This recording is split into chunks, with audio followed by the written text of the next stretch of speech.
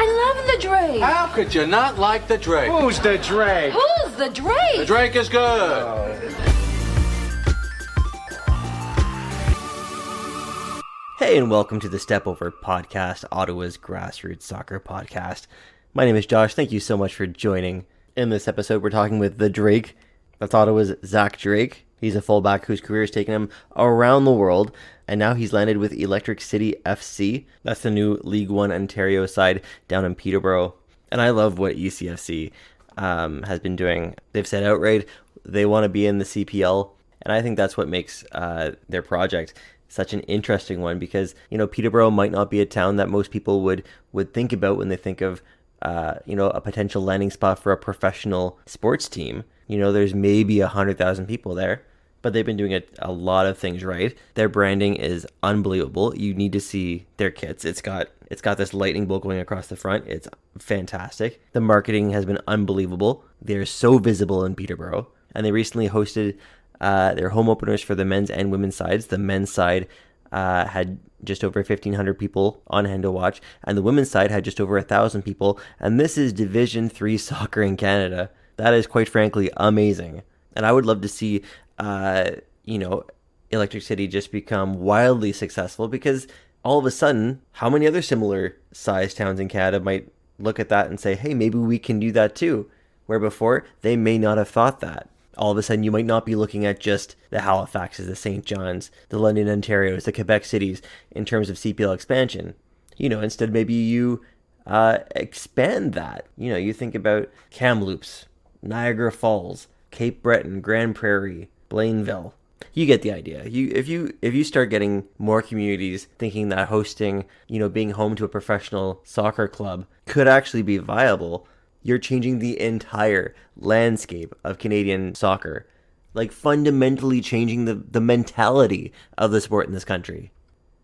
So Zach is just one of a few players with Electric City with Ottawa connections. He's from here. Both Abby and Emma Steen are from Ottawa as well on the women's side.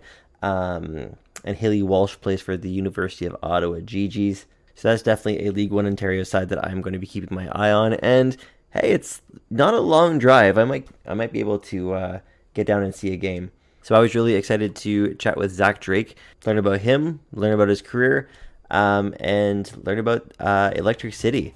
So here it is, my chat with Zach Drake. I love the Drake. How could you not like the Drake? Who's the Drake? I'm joined by Zach Drake, a fullback from Ottawa, currently playing for maybe my favorite League One Ontario side, Electric City FC in Peterborough. Zach, welcome to the show. It's great to meet you. Yeah, it's great to be here. Thanks for having me. Before I ask any questions, before we start, you mentioned that you're actually living in a cottage with a bunch of your teammates. How is that going? Yeah, so when we first came into preseason, they put us up in two nice cottages beside each other on a lake. And it's been a really cool bonding experience, getting to know the guys. We had a shortened preseason, so this is like an added bonus for us to really connect with one another on a deeper level. So yeah, I think it has been paying off, connecting off the field as well as on in training. That sounds pretty ideal. Like, you get to, join this really cool new project in Peterborough, and also you get to spend all this time at a cottage on a lake in the Kawarthas. That sounds pretty ideal. I have plenty of questions I want to ask about ECFC, most of which I'll ask later. But the club, it's a brand new club this year, and they said openly, like, hey, we specifically have CPL aspirations. So you just played in the club's inaugural home opener, which was played in front of more than 1,500 fans, which is a League One Ontario record. And I would imagine at that level, that's got to be just like a record across Canada. I should point out that it's actually more than what two CPL clubs have been drawing lately. I just want to ask, like, what was that night like for you playing in that home opener? Yeah, it was a really phenomenal experience. I've had the pleasure in my career playing in front of large bases of fans, And the atmosphere in this stadium was amazing. They really brought the noise, not just our supporters section, which they're amazing, but the entire stadium, everyone who came out, they rallied around the club, around the team, and you could feel that on the field. And whether it's 10,000 people or 2,000 people, like it's the support that you get from those fans, it means so much to the players, and it yeah it helped fuel us to get our first win of the season as well, which was really significant and important for us. Fantastic. So, I want to get to know more about you. And the first question I ask everyone on the podcast is, how did you, Zach, first get into soccer? Yeah. So I grew up in Ottawa, Bayshore, Nepean area, Bells Corners. And my dad actually grew up in Ottawa as well as a player. Highest he played was around the provincial level. But both he and my older brother really kind of mentored me in the game, and did so in a way that always brought joy to me. It was never forced on me. And essentially throughout, childhood and into my teens and even till now, I just love playing the game, and it's never felt like a job. So the moment it feels like work, I might be done. But I grew up just playing club level in Ottawa, going to soccer camps that were partially run by my father, and that was sort of the key environment for me to start developing as a player. Just getting lots and lots of hours on the soccer field at soccer camps, and then eventually progressing into a bit more of a serious career. Growing up in that part of town, I think we can definitely call that, West Ottawa. Did you have any favorite hangout spots in that part of town?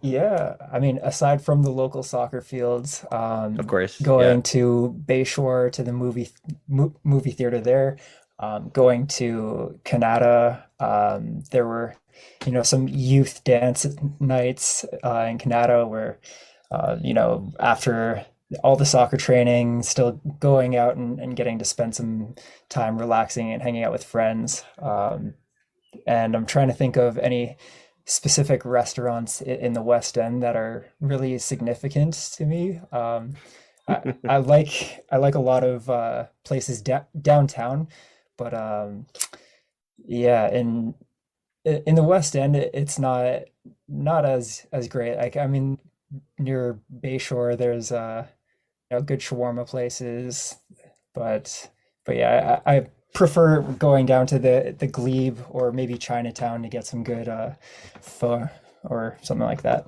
Yeah, that's completely fair. There's not too many high-end restaurants in Canada. Do you remember a point growing up when you decided that you wanted to take soccer like a bit more seriously and maybe pursue that as a career? Yeah, I think when I first got scouted to go participate in a tryout in Brazil, that's when I first got a taste of what it's like to be in a pro academy environment. And as I returned home from that, I had a successful trial. It got extended to 2 months to 6 months. Didn't end up getting a pro contract, but that was definitely a jump off point for me, realizing what it's like to start pursuing something that you're passionate about, and to see that there are pathways around the world to play the beautiful game for a living. And at the time there weren't a lot of opportunities growing up in Ottawa or in Canada at the time.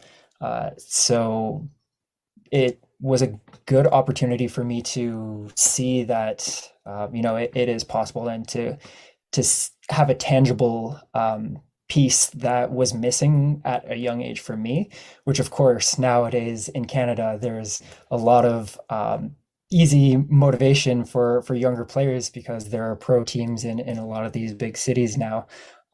And yeah, so for me, it was good inspiring piece of my life to have that experience in Brazil. And then from that point on, I knew I wanted to continue playing soccer at the highest level that I could, and sign a pro contract. Yeah, I mean, not many Ottawa players can say that, they spent 6 months playing with a Brazilian club. So I'm curious, like, how does an Ottawa boy get attention from, a club in Brazil? And like, what was that experience like? How is it kind of different as a footballer playing in Brazil compared to playing in North America? Yeah. So there was a scout that came from Brazil to Canada. He actually coached my youth team. I believe we were playing under Nepean City at the time, but yeah, he kind of pulled a group of players from the Ottawa area and invited them out to trial. And I was one of the lucky ones to be invited back and have that be a bit more of an extended period. So when that extra invite happened, I actually stayed with a Brazilian family, one of the players on my team there.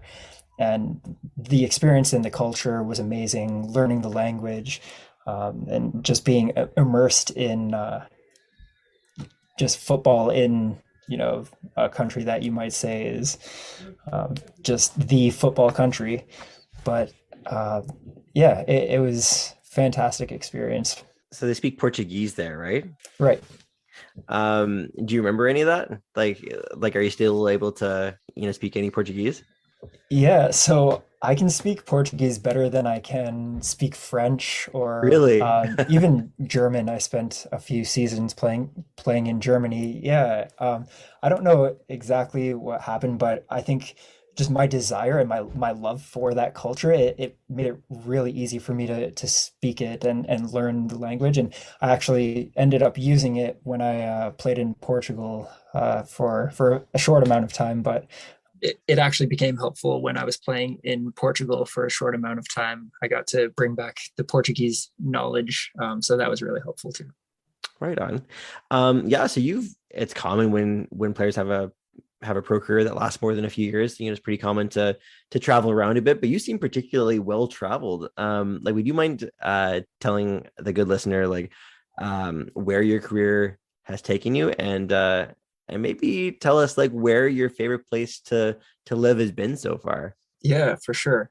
So I came back from Brazil, played in Canada for Ottawa Fury in the Super Y League, U17. And then that took me to getting a full scholarship to the US in Indiana. And after that, that's when I really started my pro career. So I went to Germany, played for two teams there. And I joke, I brought my partner to Germany and she really didn't enjoy her time there. And she said she wanted two things: somewhere warm and somewhere where they spoke English. And so we chose Australia. So I ended up playing in the second division of Australia for two teams there as well. And then went back to Germany, then went to Portugal. And then that's when I had my opportunity with Las Vegas Lights in the USL Championship.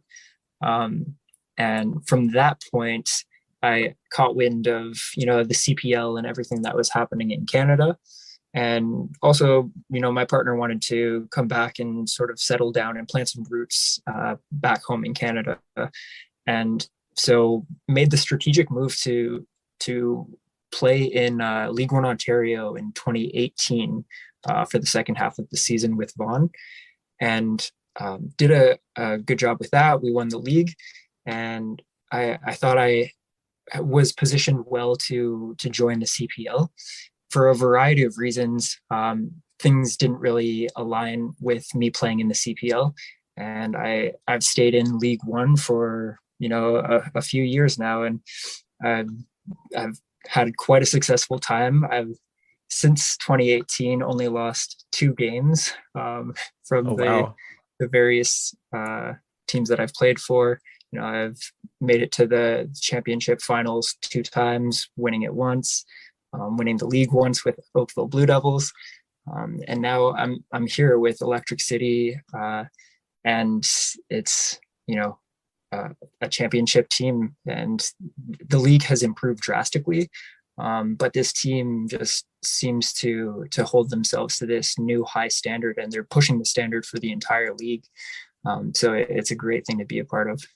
Yeah. So, so joining Electric City, like, how did you get involved? Like, did you approach them? Did they approach you? Like, how did that connection happen? Well, I knew that the club was doing their thing. I think a lot of people in the soccer community in Canada had caught wind of what Electric City was doing. So I definitely put my feelers out to the owner, months and months ago, just letting them know, hey, like, this is something really, really cool. Would love to connect on it. And then a few months later, got a call looking to connect and build a team. And I was, one of the lucky few to get a spot on the roster. And yeah, now we're here. As someone, has got kind of like the inside view on it. Like, what have you been seeing that has really impressed you about the organization? I mean, I could say everything, honestly.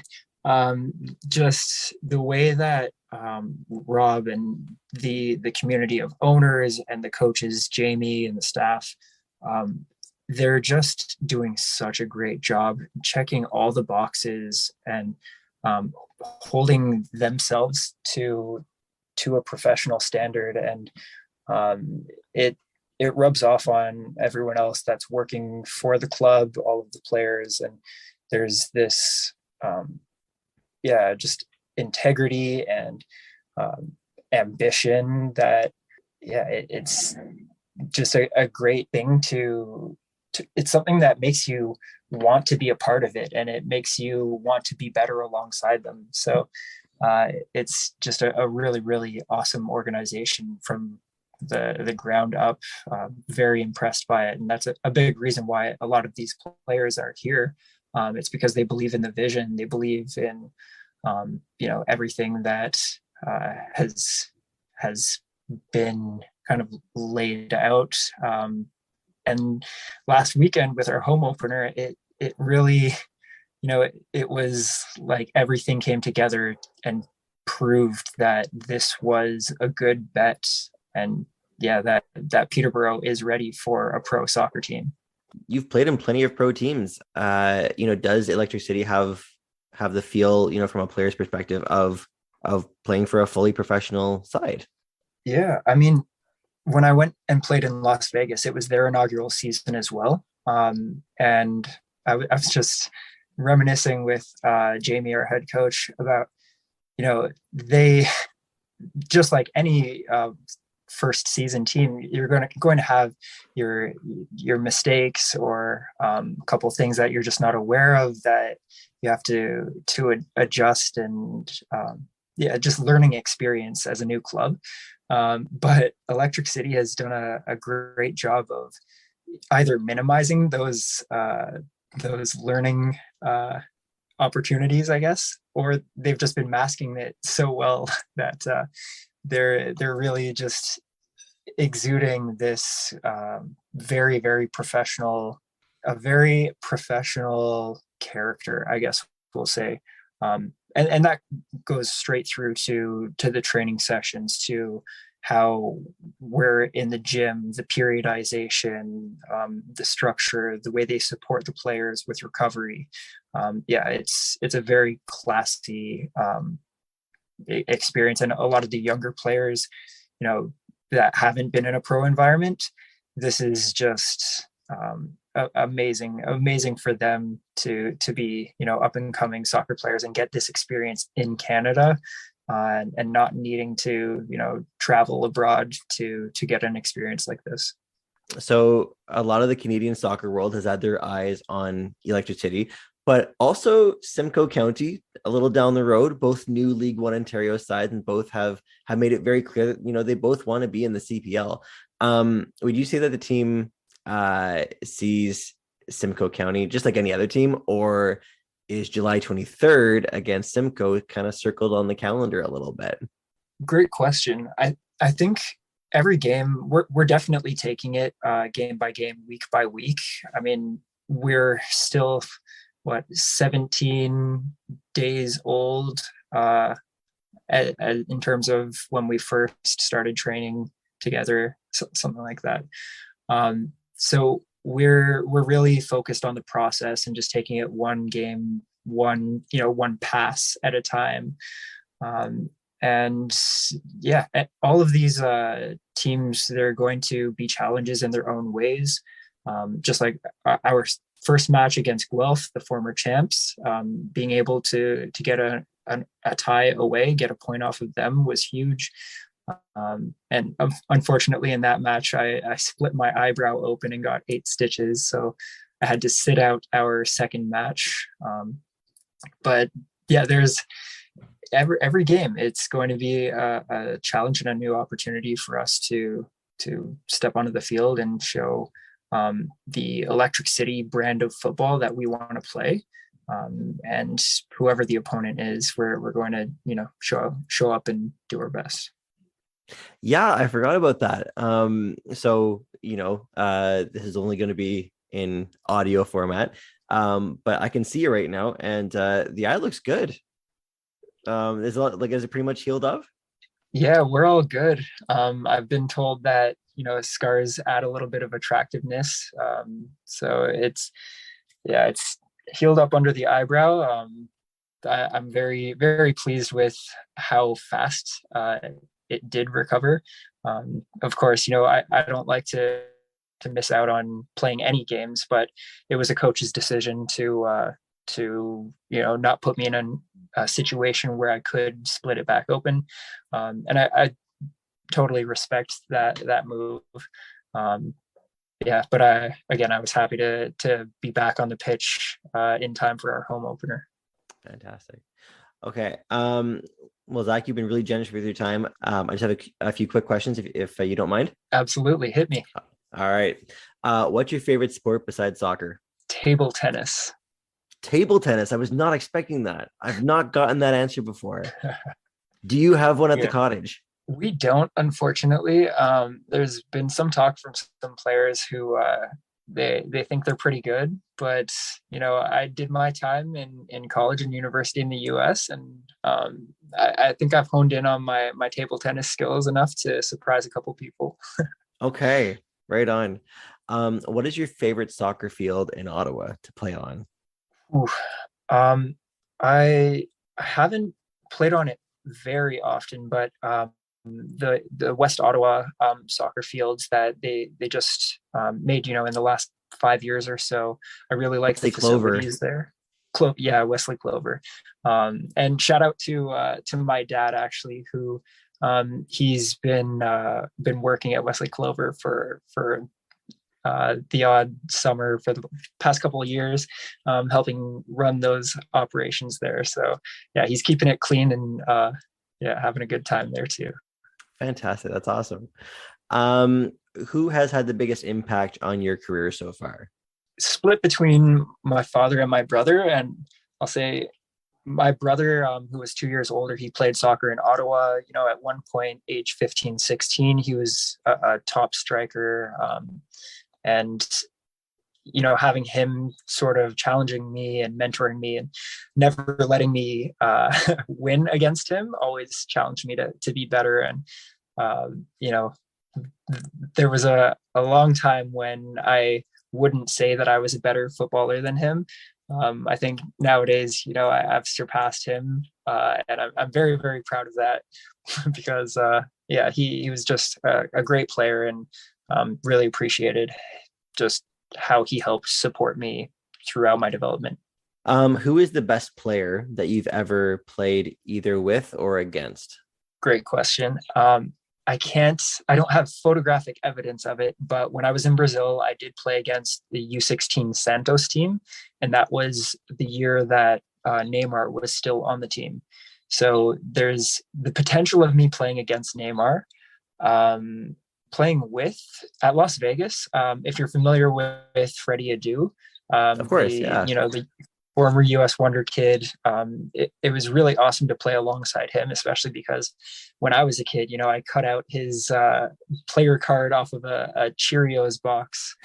So that was awesome. But I also have to say I've had the great opportunity to train with the Canadian national team a few times over the past couple of years, just as a supportive role, not in the actual lineup, but being a part of that organization and playing alongside players like Hutchinson, Davies. That's world class right there. What's the better halftime snack, oranges or watermelon? Oranges. Okay. You know what? I've been a little surprised asking this question because I thought everyone would say oranges, but it's been kind of half and half. So that's been kind of interesting. Yeah, I mean the watermelons are amazing, but just the nostalgic feel for me is the oranges. Okay. Okay. So you're in Ottawa, say like the Byward Market. It's like, 11, maybe getting close to midnight, and you're getting a little hungry. Are you looking for the nearest poutine stand or shawarma? It would definitely be shawarma, but if I'm down there, I would also, my guilty pleasure is a Nanaimo bar. So when I get, if I'm out late and it's 10 p.m., I turn into an animal with food. So that's why I try and get home and get to bed by 9. But if I'm out at night, man, Nanaimo bars, I would just crush those. That's so funny. Like I have a late night sweet tooth as well. Like if there's like a Tim Hortons that's like open late I'm on the way home, I'm definitely stopping there. Yeah, it's as an athlete, I definitely try to eat as healthy as possible. But that's one thing you got to know about yourself is if you have a sweet tooth, take care of that. That's it. All right, Zach. Zoom is going to kick us off pretty soon, so I'm going to end it there. Thank you so much for joining. I really appreciate it. Hey, thank you so much for having me.